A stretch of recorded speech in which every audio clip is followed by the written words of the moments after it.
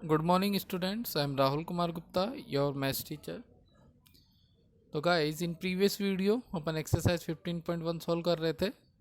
Now next question number 8 तक अपन ने clear कर लिया था। क्वेश्चन नंबर 2 और 3 आपको होमवर्क था। यदि किसी भी बच्चे को क्वेश्चन नंबर 2 और 3 में डाउट होता है तो इस एक्सरसाइज को कंप्लीट होने के बाद अपन उस पर डिस्कस करेंगे। Clear? Now question number 9। Question number 9 है, a box contains 5 red marbles, 8 white marbles and 4 green marbles. ठीक है, एक बॉक्स है जिसके अंदर 5 रेड मार्बल है, 8 वाइट है एंड 4 ग्रीन मार्बल है। 1 marble is taken out of the box. अपन को एक मार्बल को बाहर निकालनी है एट रैंडम। रैंडम मतलब बिना देखे। Okay, what is the probability that the marble taken out will be. अपन को इस बात की प्रोबेबिलिटी बतानी है कि जो मार्बल निकाली गई है, first red, second white and third not green. तो स्टूडेंट्स, सबसे पहले क्वेश्चन सोल्व करने के लिए अपन को पता है किसी भी चीज़ की प्रोबेबिलिटी के लिए सबसे पहले अपन को उसके फेवरेबल आउटकम्स और टोटल आउटकम्स चाहिए। ठीक है, तो टोटल आउटकम्स सबसे पहले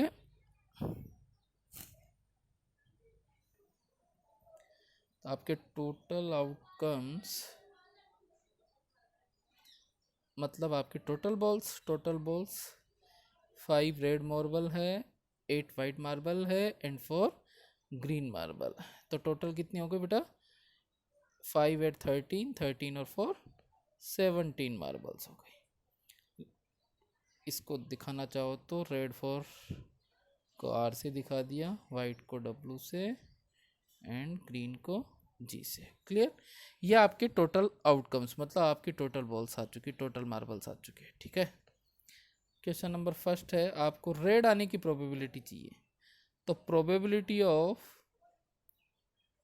रेड मार्बल्स, फॉर्मूला मैंने आपको प्रोबेबिलिटी का बता ही रखा है। किसी भी इवेंट की प्रोबेबिलिटी कैसे निकालते हैं? Favourable outcomes upon total outcomes. तो probability of red marbles equal to favourable outcomes क्या होंगे? अपन को पता बेटा, फेवरेबल मतलब किस चीज़ का फेवर कर रहा है? ये रेड मार्बल्स का। तो रेड मार्बल्स रेड में से ही आएगी। तो रेड मार्बल्स की कितने फेवर केस है? 5। तो ये इसके फेवरेबल केस कितने हो गए? 5, क्योंकि रेड बॉल है तो 5। रेड बॉल कितनी है? 5। तो इन 5 में से ही रेड बॉल आएगी। तो इसके फेवरेबल केस कितने हो गए? 5। टोटल आउटकम्स मतलब टोटल बॉल्स कितनी है? 70। तो रेड मार्बल्स आने की प्रोबेबिलिटी आपकी कितनी हो गई? 5/17। क्लियर? ये आपका क्वेश्चन फर्स्ट हो गया। नाइन्थ का सेकंड है, probability of white marbles. Second question है इसका नाइन्थ का, ये पूछ रहा है आपको वाइट मार्बल्स। तो अपन इसकी प्रोबेबिलिटी निकालेंगे। Probability of white marbles, formula बार बार लिखने की ज़रूरत नहीं है। तो वाइट मार्बल्स के फेवरेबल केस, तो वाइट मार्बल्स वाइट में से ही आएगी। तो वाइट बॉल कितनी है टोटल? वाइट कितनी है? 8। तो फेवरेबल केस कितने हो गए इसके? 8। और टोटल बॉल्स आपके टोटल आउटकम्स कितने? 17। तो 8/17। क्वेश्चन नंबर थर्ड, अपन को प्रोबेबिलिटी निकालनी है नॉट ग्रीन की। ठीक है, इस क्वेश्चन को कई प्रकार से कर सकते हैं। कैसे? यदि ग्रीन नहीं होगी तो कैसी होगी? या तो होगी रेड या होगी वाइट, मतलब इन दोनों का सम कर दें अपन। एक तरीका, जैसे ही किसी नॉट ग्रीन मतलब ये इसका कॉम्प्लीमेंट्री हो गया। तो नॉट ग्रीन को अपन ऐसे भी निकाल सकते हैं कि प्रोबेबिलिटी ऑफ ग्रीन, याद आ जाएगा आपको, मैंने पहले भी बता रखा है, plus probability of not green. और इन दोनों का सम कितना होता है? 1। आ गया ना बेटा, elementary event plus complementary event equal to 1। किसी भी एक्सपेरिमेंट में जितने भी एलिमेंट्री इवेंट्स होंगे उनकी प्रोबेबिलिटी का सम कितना होता है, 1। यह आपसे पूछ रहा था नॉट ग्रीन की, अपन यहाँ से क्या करेंगे, ग्रीन की प्रोबेबिलिटी निकाल लेंगे और उसको 1 में से माइनस कर देंगे। ग्रीन की प्रोबेबिलिटी निकालना इजी है, तो सबसे पहले अपन क्या निकालेंगे, प्रोबेबिलिटी ऑफ ग्रीन। फॉर्मूला आपका वही होगा, favourable outcomes upon total outcomes.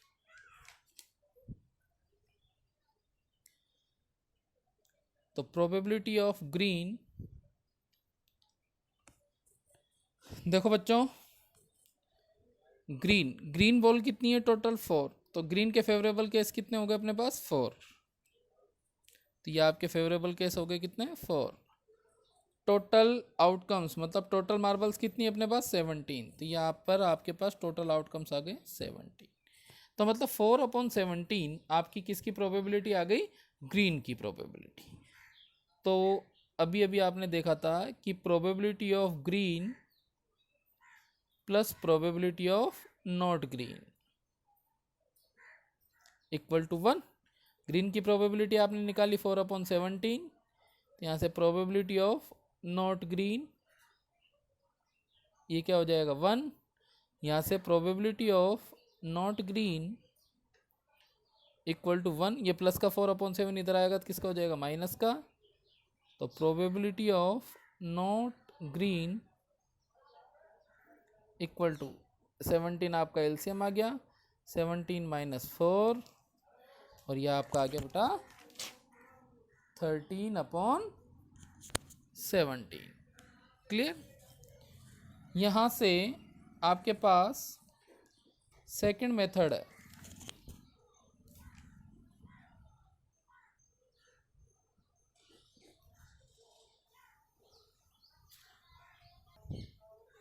Second method में अपन इसमें ये कर लेंगे कि अपन से पूछा था प्रोबेबिलिटी ऑफ नॉट ग्रीन। ठीक है, कॉमन सेंस यूज करते हैं अपन। यहाँ पर अपने पास 3 टाइप्स की मार्बल्स है, रेड वाइट एंड ग्रीन। अपन को ग्रीन मार्बल्स नहीं चाहिए, इसका मतलब कौन कौन सी हो सकती है, रेड और वाइट।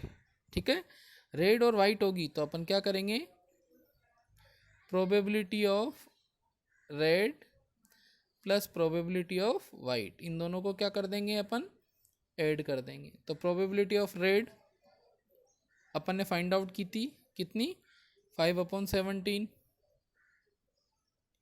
प्रोबेबिलिटी ऑफ वाइट अपन ने फाइंड आउट की है कितनी, 8/17।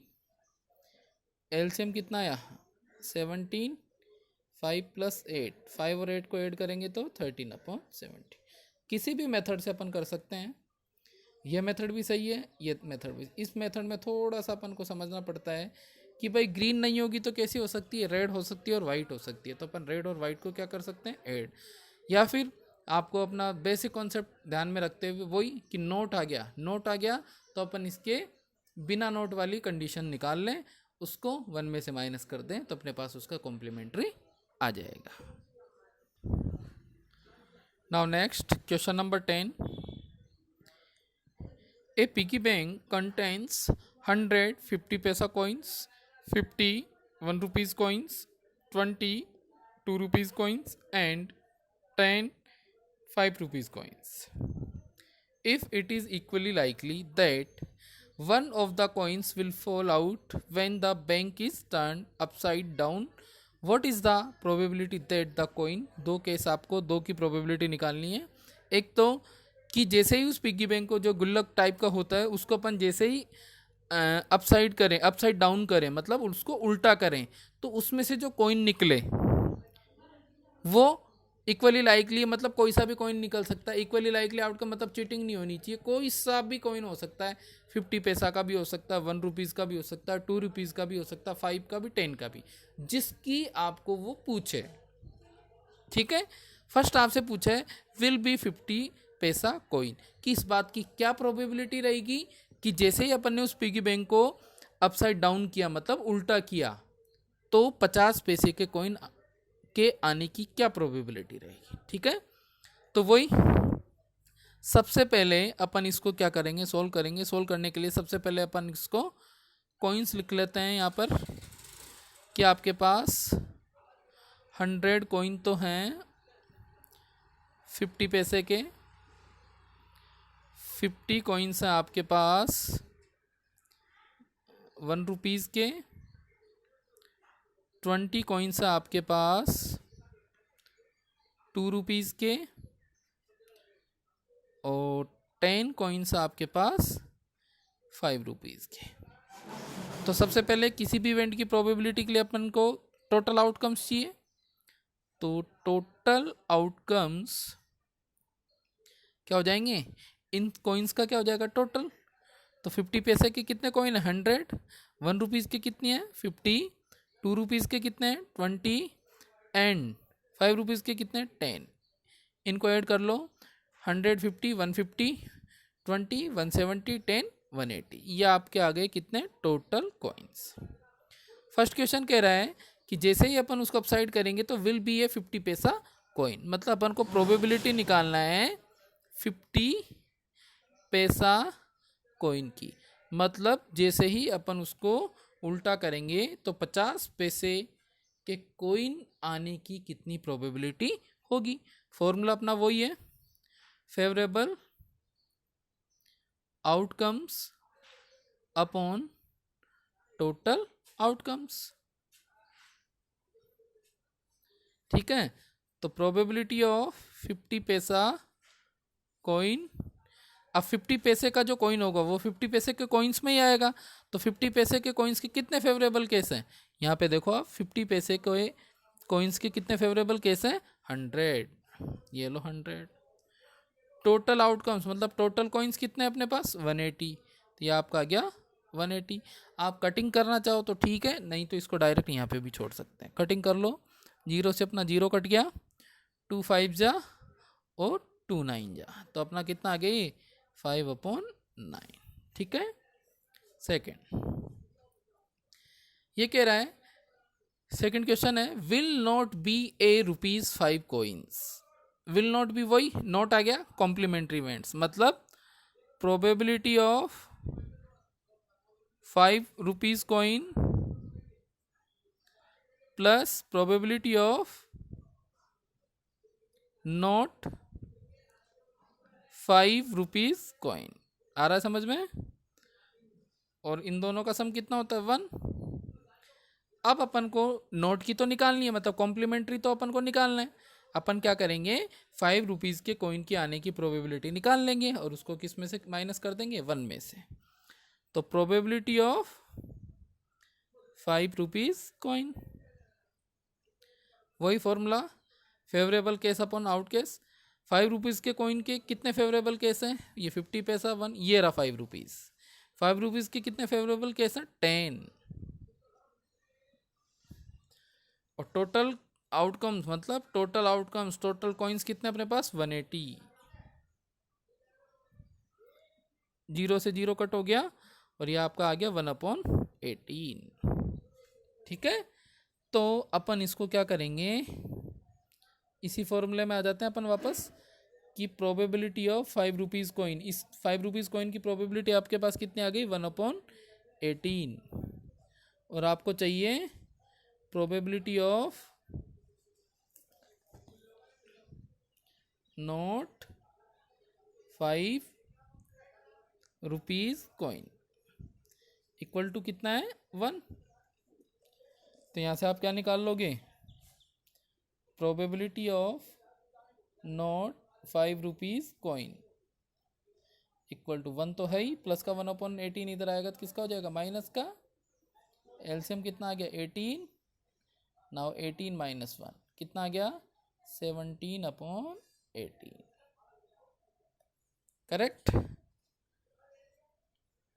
बहुत इजी सवाल है बेटा, आराम से करो इनको, कोई दिक्कत नहीं है। फिर भी किसी के कुछ समझ में नहीं आ रहा हो तो आपस में देखो।